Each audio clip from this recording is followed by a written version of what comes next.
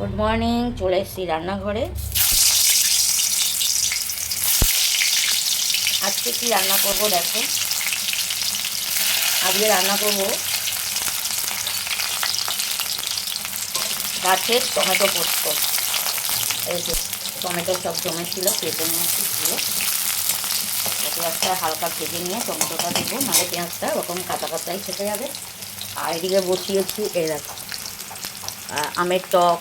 কত দূর দেখা যাচ্ছে? এখানে হচ্ছে মুসুর ডাল, এই যে।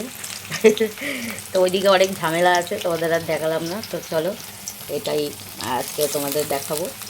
রেসিপিটা যদি ভালো লাগে তো সবাই দেখো, লাইক কমেন্ট করো। আমার স্ট্যান্ডগুলো সব একটু খারাপ হয়ে গেছে।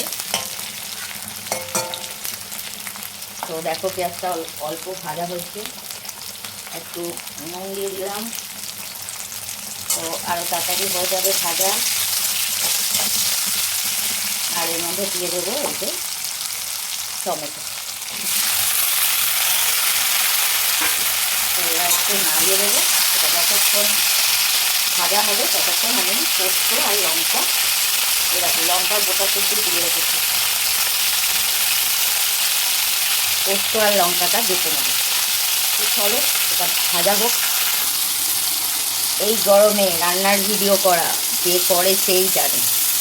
তো পোস্ত একটু কম দিয়েছি, কেন এটাও জিনিসটা কম, এটা নিয়ে নেবে কিন্তু একদম এইটুকু হয়ে যাবে। তো এর মধ্যে দিয়ে দেবো একটু হলুদ, আর লঙ্কা তো বেটে দিয়েছি, তো আর কিচ্ছু এর মধ্যে দেবো না। এবার শুধু এটাকে নেড়ে নেড়ে আর শুকনো করার পাবো। মিষ্টি গোলটা ধুয়ে একটু দিয়ে দেবো জল। তো তোমরা কখনো খেয়েছো কি টমেটো পোস্ত আমাকে অবশ্যই জানিও। আর আমার রেসিপিটা যদি ভালো লাগে লাইক কমেন্ট করে পাশে থাকবো। সামান্য চিনি দিতে পারো এর মধ্যে, আর ব্যালেন্স রাখার জন্য সবই রান্নায় একটু চিনি দিলে ভালো লাগে। এই দেখো মিষ্টি গোলটা ধুয়ে একটু জল দিয়ে দেবো। আমার তো শিলনোড়া আছে, কিন্তু সে যে কোথায় আছে, তাই গত কী বলবো 25 বছর প্রায় শিলনোড়া আর ইউজ করা হয় না। সে কোথায় আছে তাকে খুঁজতে হবে। অনেকবার বলেছি তোমার শিলনোড়াটা নামিয়ে দিও।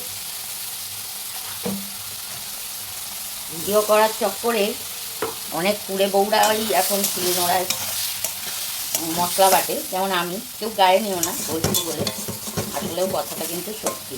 তো চলো নেড়ে নেড়ে শুকনো করে নেব। টমেটো পোস্ত একদম রেডি, এই দেখো। এবার নামিয়ে নেব।